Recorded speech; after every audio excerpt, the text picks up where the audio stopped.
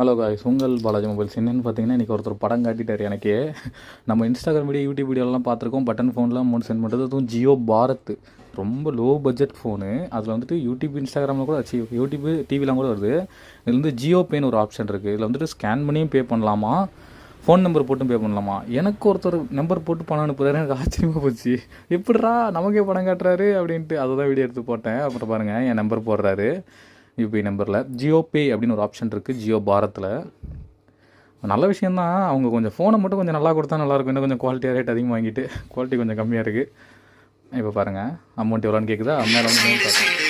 வந்துட்டு name காட்டினோடனே amount போடணும். இப்போ அமௌண்ட்டு போட பாருங்கள். இது பாருங்கள், பாலாஜி மொபைல்ஸ் வந்துருச்சா. மொபைல் நம்பர் மட்டும் போட்டால் போதும், அது வந்துடுது. நம்ம பேங்க்கோட நேம் வருது, இல்லை கூகுள் பே வச்சுருந்தோம். இப்போ ஃபோன்பேக்கு டேரெக்டாக எனக்கு வந்துச்சு. அது ஏன்னா பேங்க்லேருந்து பிடிக்கிறாங்கன்னு கேட்குது. யூபிஐ ஐடி போட சொல்லுது, பாஸ்வேர்டு, எம்பின்னு. வந்துருச்சுங்க அமௌண்ட்டு. செகண்டில் வந்துருச்சுங்க, வித்தின் செகண்டில். எனக்கு அப்படியே ஆச்சரியமாக போச்சு, மிரண்டேன். எப்பட்றா அப்படின்னு.